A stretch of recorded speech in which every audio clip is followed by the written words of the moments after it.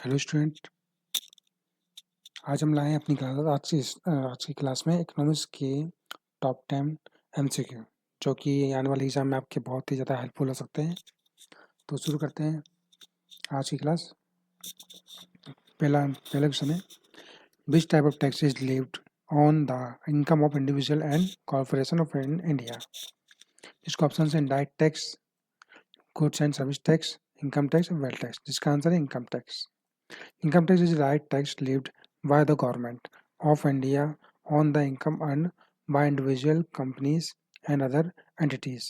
It is calculated based on income slab and is key revenue source for the government. Next question is, what is the current highest GST rate applicable in India as of 2024? Option है 12%, 18%, 28%, 40%। जिसका answer है 28%। 28% जो है India का सबसे highest tax tax लगाया गया है। गुड्स एंड सर्विस टैक्स जिसे जीएसटी बोलते हैं। GST is direct tax with the multiple slab in India. GST में मल्टीपल स्लैब हैं जो कि इंडिया में मल्टीपल टैक्स के स्लैब हैं जिसमें इंडिया पर लगाए जाते हैं। द हाईएस्ट रेट जिसमें से सबसे हाईएस्ट जो टैक्स है 28% टैक्स है, जिसमें से 0% टैक्स तो रहता ही है। 0% कोई टैक्स नहीं लगता है। जिसमें से 5%, 12%, 18%, 22%, 24% एंड 28% जो कि हाईएस्ट टैक्स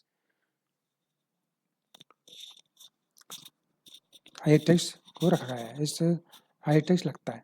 इस applied to luxury goods and sin items like cigarette and automobiles. 28% जो लगता है हाईएस्ट टैक्स लगता है सिगरेट एंड ऑटोमोबाइल्स से, जिससे आइटम से लगाया जाता है। Now next question is, which tax abolished in India and replaced by the goods and service tax? India ने तो सर्विस टैक्स की जगह जीएसटी को किस किस टैक्स की जगह रिप्लेस किया है। ऑप्शन है service tax, central excise duty, VAT, all of the above. जिसका आंसर है ऑल ऑफ द अबव। मतलब जीएसटी को रिप्लेस किया गया है सभी जो भी टैक्स थे, service tax, VAT, central excise duty, जो सभी टैक्सों पर रिप्लेस जीएसटी से किया गया है। जीएसटी फुल फॉर्म है goods and service tax. Create an unified taxation system and simplify the tax system in India. Now, next question is, which section of the Income Tax Act allow deduction for investment in else? किस section के according income tax act ने deduction for investment else पर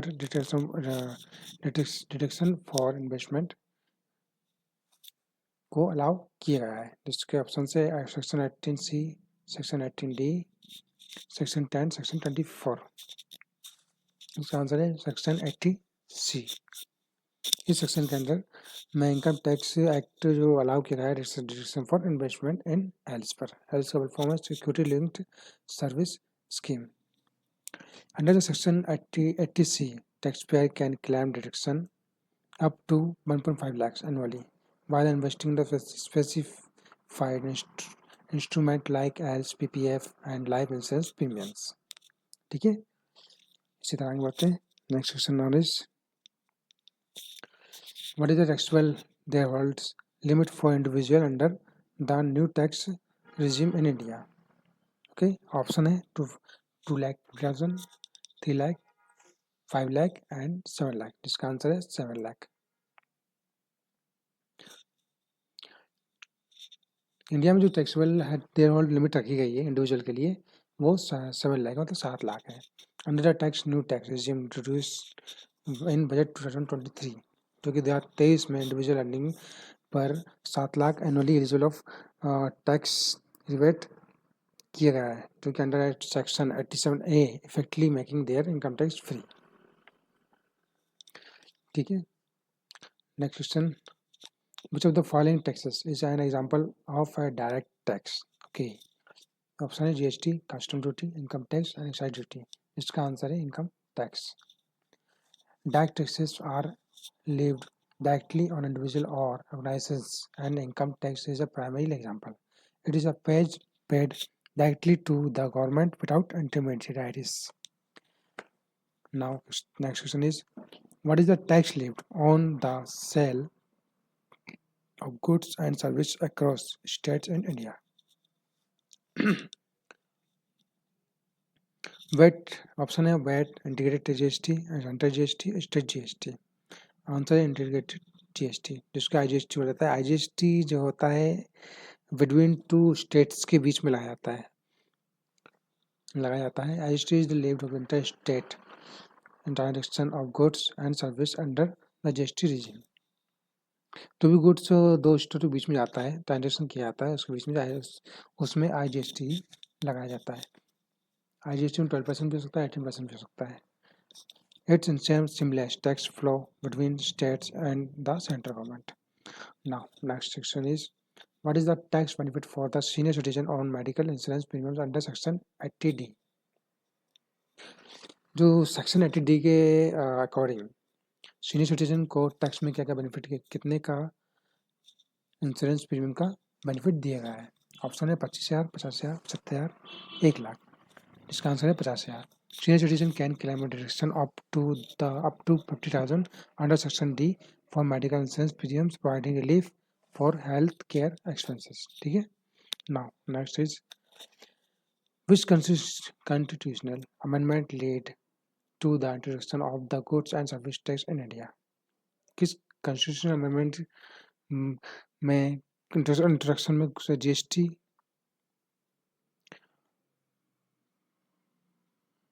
को India में implementation किया गया है? Option है 101st amendment, 97th amendment, 73rd amendment and 122 amendment. इसका आंसर है 101st amendment. The 101st constitutional amendment paved the way for the implementation of GST in India, creating a unified indirect tax regime across the country. Now, next question is, and last, what is the terms for the tax levied on inheritance or property transfer upon death, which is currently not applicable in India? Option is estate tax, wealth tax, capital gain tax, and transfer duty. इसका answer है estate tax. Estate tax, also known inheritance tax, was abolished in India in 1985. It lived in some countries on the estate or assets transferred upon an individual's death. ठीक है, इसी के साथ ये ऐसी class खत्म होती है। आज के ये टॉप 10 जो एमसीक्यू थे जो आपके से डिस्कस किए हैं, आने वाले एग्ज़ाम के लिए आपके लिए बहुत महत्वपूर्ण हो सकते हैं। तो ऐसे ही इसी तरह आगे भी और भी सब्जेक्ट्स की डेली टॉप 10 एमसीक्यू क्लास आती रहेंगी, और आप नए हैं तो प्लीज़ हमारे साथ जुड़िए और आगे आने वाली क्लासेस को आने वाले क्लासेस को भी आगे आने वाली डिस्कस करेंगे।